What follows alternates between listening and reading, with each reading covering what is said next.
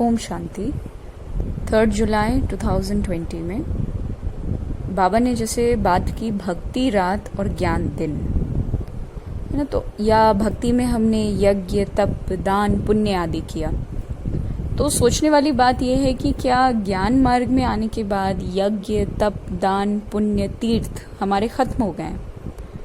नहीं हुए, लेकिन एक समझ मिल गई कि यज्ञ किसे कहते हैं, तप क्या होता है, दान क्या करना है, पुण्य किसे कहा जाता है, और तीर्थ करने का सही माध्यम क्या है, सही तरीका क्या है ना। तीर्थ यात्रा हमारी खत्म हो गई क्या? नहीं खत्म हुई। कोरोना के लॉकडाउन में भी हमारी तीर्थ यात्रा जारी थी, कंटिन्यू थी, है ना। यज्ञ यानी ये जो ज्ञान यज्ञ है, जिसमें सबसे बड़ी आहुति क्या देना, देह अभिमान का। दान क्या करना, योग दान करना है वचन से। जैसे वरदान में बाबा ने कहा ना कि वचन, कर्म और ये जो तुम्हारी संकल्प हैं, इन पर विशेष अटेंशन दो सेवा के लिए। ये सेवा ही क्या है, दान है। योग दान होता है ना, योग का दान देना है, कनेक्शन का दान देना है। जो कनेक्शन से प्राप्तियां हो रही हैं, उस प्राप्ति का दान देना है।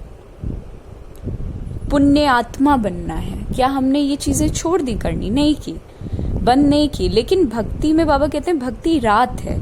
अब जैसे कोई ब्लाइंड है, तो अगर वो बिना स्टिक के या बिना किसी सहारे के चलेगा तो उसको चोट लगना स्वाभाविक है। उसको चोट लगेगी, धक्के लगेंगे, है ना।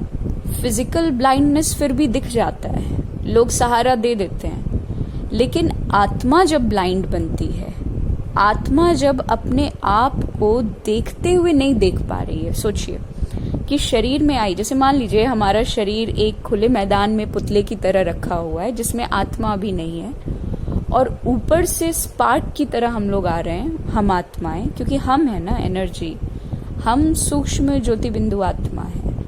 हम ये शरीर नहीं है, हम ये बॉडी नहीं है। ये गलत आइडेंटिटी दे दी गई पिछले 2500 वर्षों से हमें, पर हम ये नहीं है। तो उस पुतले में मानिए कोई स्पार्क आया और वो पुतला चलने लग गया, तो वो शक्ति हम है, वो स्पार्क आत्मा है। ये समझ से जब आत्मा ब्लाइंड हो जाती है, तो उसको संबंधों से, है ना, परिस्थितियों से धक्का मिलना स्वाभाविक हो जाता है। क्योंकि जैसे आत्मा का नेचुरल, जैसे अगर आपने आत्माभिमानी हुए तो नेचुरली शांति, प्रेम, सुख, आनंद, शक्तियां ये नेचुरल हो जाएंगी। ठीक वैसे ही जैसे शरीर समझा तो काम, क्रोध, लोभ, मोह, अहंकार नेचुरल हो गया। क्रोध तो एक रिजल्ट है बॉडी कॉन्शियसनेस का। शरीर समझ रखा है, इसीलिए गुस्सा आ रहा है, इसीलिए किसी ना किसी बात पर इरिटेशन मच रही है, इसीलिए काम वासना आ रही है। शरीर है तभी तो लोभ हो रहा है, ये भी ले लूं, वो भी चाहिए, नाम मान शान हो, क्योंकि नाम समझ लिया ना खुद को। तो ये सारा गड़बड़ यहीं से मचा है, बॉडी कॉन्शियसनेस से। जैसे बाबा ने कहा, जो देवी देवता धर्म श्रेष्ठ थे, आज वो धर्म भ्रष्ट बन चुके हैं। आज की मुरली की बात है। तो श्रेष्ठता से भ्रष्ट बनने में केवल इस बॉडी कॉन्शियसनेस का हाथ है। तो कर्म भ्रष्ट से अब श्रेष्ठ धर्म में जाने के लिए केवल सोल कॉन्शियसनेस चाहिए। पर वो कॉन्शियसनेस में चाहिए, चैतन्य, हमारी जो चेतना है उसमें चाहिए, अवेयरनेस में चाहिए कि भाई आप, मैं, हम सभी मनुष्य मात्र आत्मा है। बाबा ने जैसे कहा कि तुम निराकारी आत्मा ईश्वरीय कुल की हो, वहां से तुम्हें यहाँ आना पड़ता है पार्ट बजाने के लिए ड्रामानुसार। जैसे कहा ब्राह्मण को चोटी, विराट रूप बताया ना, जिसमें ब्राह्मण को चोटी बताया जाता है। चेहरे पे देवता, कंधों पर क्षत्रिय, पेट में वैश्य और पैरों में शूद्र। मतलब जैसे जैसे आप नीचे उतरेंगे चोटी से, वैसे वैसे शरीर का भान बढ़ता जा रहा है, और पैर तक जाने जाने तक तो 100% बॉडी कॉन्शियसनेस, पूरा ऊपर से लेके नीचे तक बॉडी कॉन्शियसनेस। तो कहने का अर्थ है अभी शूद्र का टाइम चल रहा है, जिसमें कंप्लीट बॉडी कॉन्शियसनेस है, और हम ब्राह्मण हैं, यानी चोटी, लीस्ट बॉडी कॉन्शियसनेस। तो ब्राह्मण तभी है जब आत्म अभिमानी है। समझने वाली बात, जैसे बाबा ने कहा ना, चोटी से नीचे जैसे जैसे आते जाएंगे, वैसे वैसे शरीर बढ़ता जाएगा, यानी शरीर का भान बढ़ता जाएगा, वो चीज इंक्रीज होती रहेगी। तो गड़बड़ सारी बॉडी कॉन्शियसनेस में ही है कि मैं फलाना, मैं फलानी डॉक्टर, मैं इंजीनियर, मैं टीचर। बाबा ने कहा कि अगर तुम्हें निश्चय है तो निरंतर योग रहेगा। तो निश्चय किस चीज में? पहला निश्चय अपने आप में कि भाई हम कौन है, हम आत्मा है। बाबा ने ये सूक्ष्म बातें आज बताई। तो इन बातों को प्रैक्टिकली लाना है कि निश्चय तो मतलब निश्चय क्या, कि 100% निश्चय कि भाई मैं आत्मा हूं, मैं ये विनाशी शरीर नहीं हूं।